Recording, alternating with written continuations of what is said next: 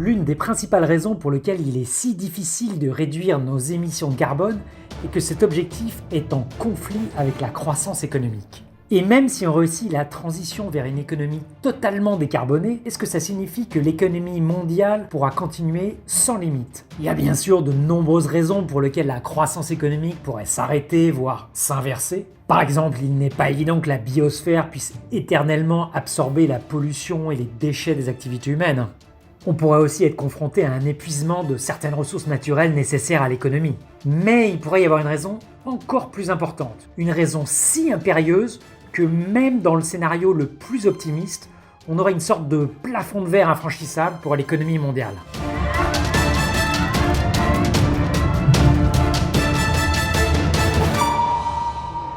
On va partir d'un constat simple. Toute activité économique consomme de l'énergie. La bonne nouvelle, c'est que plus l'économie se développe, plus on est efficace dans l'utilisation de l'énergie. Ainsi, au cours des 20 dernières années, pour une économie mondiale qui a augmenté de plus de 80% en valeur, on a eu besoin d'augmenter notre production d'énergie que de 50%. Et bon, si on regarde sur une période plus longue, disons au cours des 60 dernières années, notre économie a augmenté d'un facteur 7, tandis que notre production d'énergie n'a augmenté que d'un facteur 4. Qu'est-ce que ça veut dire? Ça veut dire que la tendance à une meilleure efficacité énergétique ne fait pas que croître, elle s'accélère. Avec le recul, on est capable de modéliser cette relation entre économie et production d'énergie par une relation mathématique assez simple. Pour ceux qui sont intéressés, vous trouverez tous les détails de l'étude sur le site de Zenon Research. En tout cas, ça veut dire que si on est capable d'estimer la quantité maximum d'énergie produite, on est du coup capable d'estimer la taille maximum de l'économie mondiale. Pour voir ça, on va passer en revue les différentes énergies à notre disposition. Tout d'abord, on trouve bien sûr les combustibles fossiles,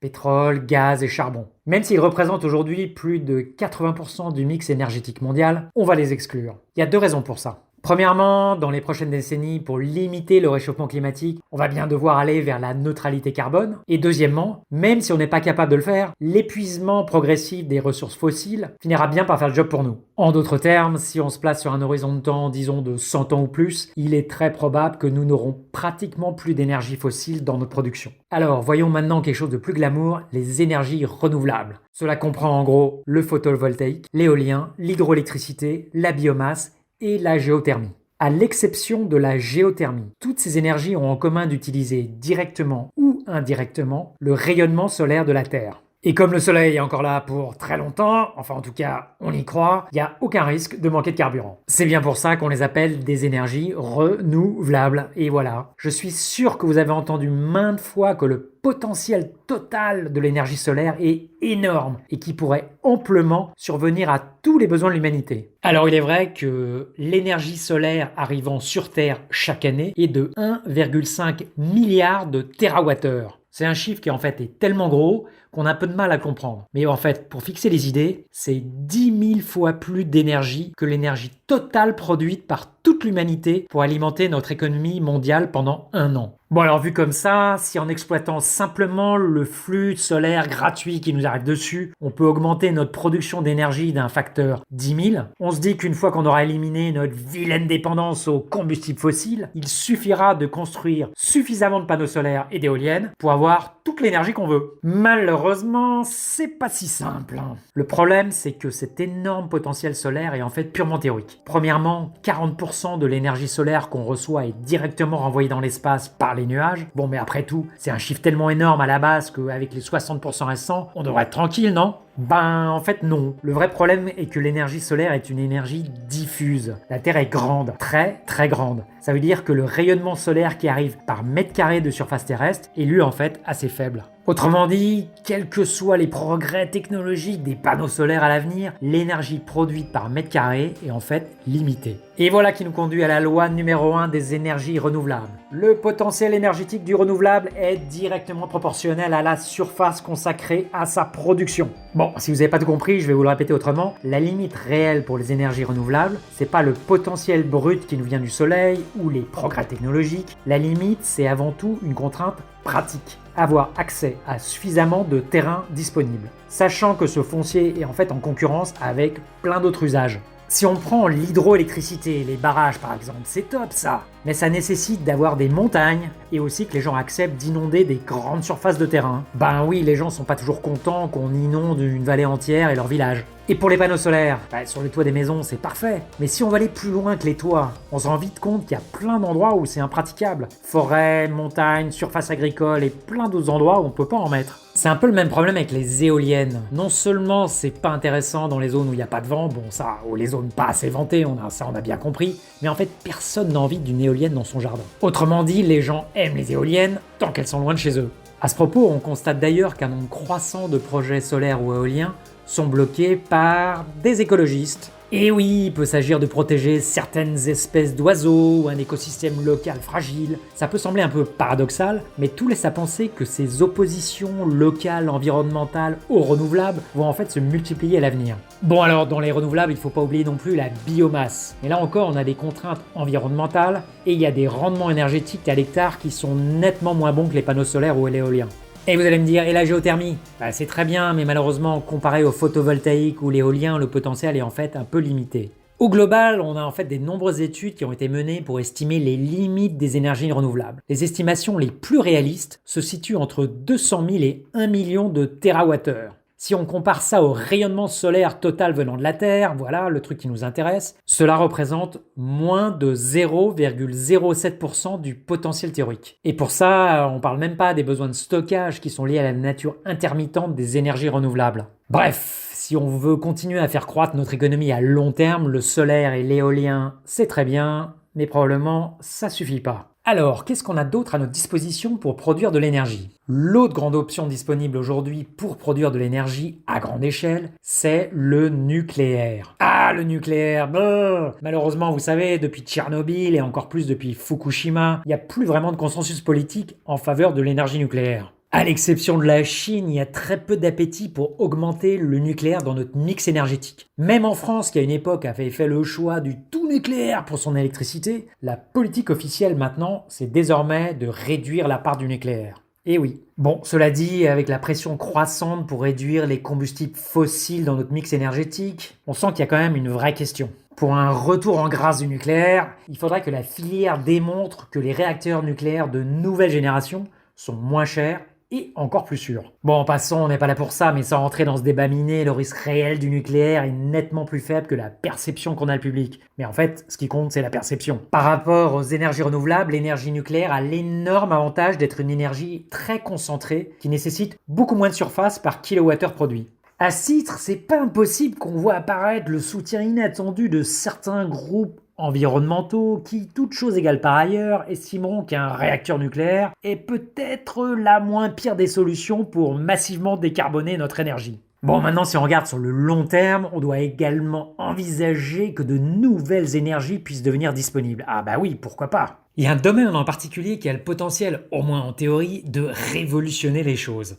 C'est celui de la fusion nucléaire contrôlée. Si on arrive à maîtriser cette technologie extrêmement sophistiquée, on aurait à notre disposition une source d'énergie quasi illimitée. D'ailleurs, si vous voulez en savoir plus sur la fusion nucléaire, je vous invite à regarder notre vidéo sur l'exploitation de l'hélium-3 lunaire qui en explique les grands principes. Tout ça reste bien sûr très spéculatif à ce stade, mais dans une vision optimiste des choses, et on a envie de la voir, le monde pourrait bénéficier d'une manière ou d'une autre d'une énergie presque illimitée. En tout cas, c'est l'histoire que nous racontent beaucoup de futuristes. Mais ce qui est intéressant, c'est que même dans ce cas un peu idéal, il y aurait peut-être un autre truc qui pourrait venir jouer les troubles faits. Voyons un peu ça. Alors, je vais utiliser un gros mot, le mot de thermodynamique. La thermodynamique nous dit que toute énergie au travail est au final transformée en chaleur. Quesaco. En fait, par exemple, l'essence de votre voiture chauffe le moteur, le freinage chauffe la chaussée, enfin bref, toute l'énergie utile devient chaleur. Et en fait, il n'y a pas moyen d'y échapper. Alors la bonne nouvelle, c'est que la chaleur générée par l'énergie photovoltaïque ou l'éolien, en fait, elle réchauffe pas la planète. La raison, c'est que cette énergie provient des radiations solaires, directement ou indirectement, donc elle fait déjà partie de l'équilibre de la biosphère. Par contre, et c'est là où ça devient intéressant, pour tous les autres types d'énergie qui ne sont pas liés directement aux radiations solaires qui arrivent sur Terre, type énergie fossile, nucléaire, la chaleur produite s'ajoute à la biosphère et réchauffe la planète. La raison en fait pourquoi on en parle rarement, c'est qu'à l'heure actuelle, la contribution au réchauffement climatique de la chaleur produite par notre production d'énergie est très faible par rapport notamment à l'effet de serre. Pour être précis, Toute l'énergie que nous produisions aujourd'hui dans le monde réchauffe la planète de 0,01 degré. C'est 100 fois plus petit que le réchauffement dû à l'effet de serre de nos émissions de CO2. Pas de quoi vraiment s'en soucier donc. C'est vrai aujourd'hui, mais à l'avenir, si on espère le monde finit par converger vers la neutralité carbone, cette dissipation directe de chaleur pourrait devenir un contributeur de plus en plus important au réchauffement climatique. Et voilà, donc pour résumer, on n'a pas en fait un, mais deux facteurs qui contribuent au réchauffement climatique. L'effet de serre lié au CO2, qu'on connaît bien, et la chaleur générée par la dissipation d'énergie.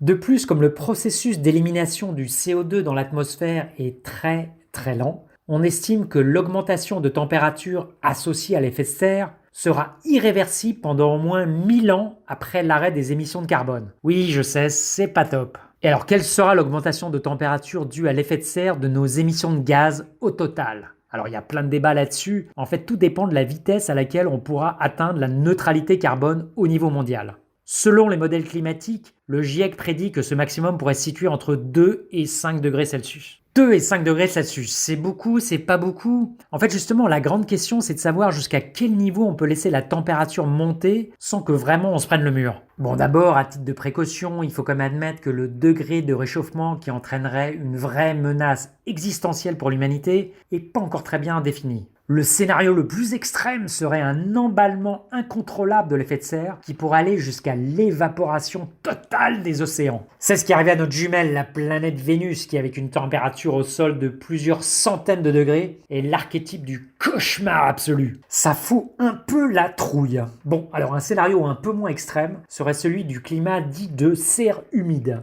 L'atmosphère serait saturée en eau qui s'échapperait progressivement vers l'espace, avec une perte des océans. Pas vraiment top non plus. Cela dit, certaines études estiment que pour avoir un climat de serre humide, il faudrait que la température de surface moyenne dépasse 60 degrés. Je pense qu'on est tous d'accord qu'on sera mort bien avant ça. Bon, si on regarde la période de transition entre le Paléocène et l'Éocène, vous savez pas quand c'est, moi non plus, si c'est il y a 56 millions d'années. Et bien en fait, à cette époque, on constate que la température moyenne de la Terre était 8 degrés plus élevée qu'aujourd'hui. Mais bon, ça s'est produit il y a des millions d'années, et en fait on n'est pas très sûr, est-ce que ce climat serait vivable pour les humains ? Plus proche de nous, certains tests ont été effectués pour voir jusqu'où le corps humain peut s'adapter à la chaleur. Pour cela, on doit considérer non pas une température classique, mais quelque chose que les scientifiques appellent la température humide. Il s'agit en fait de la température, mais avec 100% d'humidité dans l'air. On constate qu'avec une température humide au-delà de 35 degrés, ça induit une hyperthermie dangereuse chez l'homme et chez les mammifères en général. Si l'augmentation de température mondiale moyenne dépassait 7 degrés Celsius, cela veut dire que dans beaucoup de régions habitées, on dépasserait allègrement les 35 degrés Celsius de température humide en été. Autrement dit, aller au-delà de 7 degrés Celsius de température supplémentaire, ça paraît vraiment dangereux. Rappelez-vous que l'effet de serre de CO2 va déjà nous donner à long terme entre 2 et 5 degrés Celsius de réchauffement climatique. Alors si au total on ne peut pas aller au-delà de 7 degrés Celsius, ça ne nous laisse pas tant de place que ça pour le réchauffement lié à la consommation d'énergie. Pour estimer la taille maximum de l'économie de la Terre, on va donc regarder deux critères. Le premier critère est quelle est notre capacité à coopérer ensemble ? Côté neutralité carbone, en cas de mauvaise coopération, il faudra beaucoup de temps pour y arriver. Du coup, le réchauffement carbone risque d'aller jusqu'à 5 degrés Celsius. En cas de bonne coopération, on pourra peut-être y arriver nettement plus vite. Dans ce cas, le réchauffement carbone sera limité, on espère, à 2 degrés Celsius. Notre capacité à coopérer va aussi déterminer jusqu'où on pourra aller avec les énergies renouvelables. Rappelez-vous, il y a toujours une tension avec d'autres usages. Est-ce qu'on va pouvoir déployer des panneaux solaires et des éoliens partout où c'est possible ? Ou est-ce qu'on va faire face à une résistance farouche qui va beaucoup limiter les choses ? Alors le second critère, va-t-on ou non réaliser à l'avenir une percée technologique sur l'énergie ? La fusion nucléaire ou les panneaux solaires dans l'espace, ça reste pour l'instant d'une technologie très spéculative. Rien ne dit qu'on pourra les exploiter de manière rentable dans les siècles à venir. Mais d'un autre côté, si on arrive à en faire un usage commercial, elle pourrait nous fournir une énergie presque illimitée. Donc on a un non ou un oui. Alors en croisant ces deux critères, on peut représenter 4 scénarios en fonction d'un côté du degré de coopération et de l'autre d'une possible percée technologique. Pour chaque scénario, on cherche la taille maximum que pourrait avoir l'économie mondiale par rapport à aujourd'hui. Scénario 1, mauvaise coopération et pas de nouvelles percées technologiques. Dans ce cas, on est un peu coincé. L'économie est déjà proche de son maximum qui est seulement de 1,3 fois son niveau actuel. Pas extraordinaire. Et en passant, on sait que grâce à la perfusion en énergie fossile, on va pouvoir faire comme si de rien n'était dans les prochaines années. Cela veut dire que pour se sortir de l'économie carbone, il y a un moment, il va falloir contracter l'économie. En clair, faire de la décroissance. Autant dire que ça va pas être super drôle pour nos enfants. Autrement dit, mieux vaut le scénario de bonne coopération, mais pas de percée technologique. Bah oui, on peut pas y arriver à tous les coups. Dans ce cas, l'économie mondiale pourrait atteindre 14 fois sa taille actuelle. Waouh! Pas mal! Bon, il faut avoir en tête qu'avec un taux de croissance annuel de 2%, sachant que ces dernières années on était plutôt autour de 3%, ça signifie qu'on pourrait atteindre le plafond dans 130 ans. 130 ans, c'est loin? Bah non, en fait c'est pas si loin. Concrètement, ça veut dire que nos petits-enfants pourraient être confrontés à la fois au réchauffement climatique et à une économie stagnante sous la contrainte énergétique. Pas super fun non plus. Bah oui. Vient ensuite le scénario 3, où l'humanité, même si elle n'est pas très coopérative, ça vous étonne, bon bref. Mais en fait, elle a du bol, elle arrive à craquer la fusion. Elle a de la chance, quoi. Dans ce scénario chanceux, on arrive à point nommé juste quand il faut à maîtriser la fusion ou alors une autre énergie un peu miraculeuse. Et voilà, on arrive à se sauver du blocage énergétique. Dans ce cas, l'économie mondiale pourra croître d'un facteur 1700 par rapport à aujourd'hui. 1700 plus gros que maintenant, l'économie, elle pourrait être, waouh, mais c'est carrément gigantesque. Avec toujours une croissance de 2% de notre économie par an, ça nous donnerait en fait 370 années d'expansion économique. Et qu'en est-il du scénario 4, celui où on est un peu béni des dieux? Ici, c'est le cas idéal où tout marche. Neutralité carbone assez rapide, fusion nucléaire et tout le monde qui marche bien ensemble. Dans ce scénario de rêve, notre économie mondiale pourrait devenir 7000 fois plus grande qu'aujourd'hui. Avec une croissance économique de 2% par an encore, cela nous donnerait encore 450 ans de croissance. Waouh! Attendez une minute en fait, je sais pas pour vous, mais on espère quand même que notre civilisation va durer des millénaires, voire qui sait, des millions d'années, non? Eh bien quand on regarde dans cette échelle de temps, c'est quand même assez étonnant de se dire que même dans les scénarios les plus favorables, il ne reste en fait à l'humanité plus que 4 siècles de croissance économique avant d'atteindre le plafond. Autrement dit, à supposer que notre merveilleuse civilisation globale est là pour longtemps, très très longtemps, l'économie de la Terre va atteindre son maximum très tôt dans notre histoire. Il y a de quoi faire méditer un peu quoi, je trouve. Bon, et en plus, on a voulu ici se concentrer sur les contraintes énergétiques, mais il y a plein d'autres raisons qui pourraient brider l'économie. On peut citer par exemple la surpopulation, ou alors une pénurie de matières premières essentielles, et pourquoi pas un épuisement des innovations technologiques. Oui, on pourra pas toujours trouver le nouveau truc génial. Si ces facteurs entrent en jeu, en fait, ça mettrait encore des contraintes supplémentaires, une économie qui irait encore moins loin. Dans tous les cas, ce qu'il faut retenir, c'est que même si on arrive tant bien que mal à la neutralité carbone, et que l'humanité réussit à vivre en parfaite harmonie avec les ressources de la Terre, la croissance économique, elle va prendre fin, et ça dans un délai plus court qu'on pourrait s'y attendre. Bon, alors qu'est-ce qu'on peut faire? La réponse évidente, c'est préparons-nous à la stagnation parce que quoi qu'on fasse, ça va arriver. Bon, c'est quand même un peu tristouille comme idée, non? Une économie stagnante laissera nos petits-enfants dans un monde à somme nulle. Vous voulez être plus riche? Comme le gâteau il a une taille fixe, ça veut dire que quelqu'un d'autre doit devenir plus pauvre. Bon, il y a les partisans de la décroissance qui essaient de nous faire croire que le bien-être social peut être maintenu ou même amélioré dans une économie en déclin. Pas super convaincant. En fait, je suis pas sûr que ce soit la meilleure solution.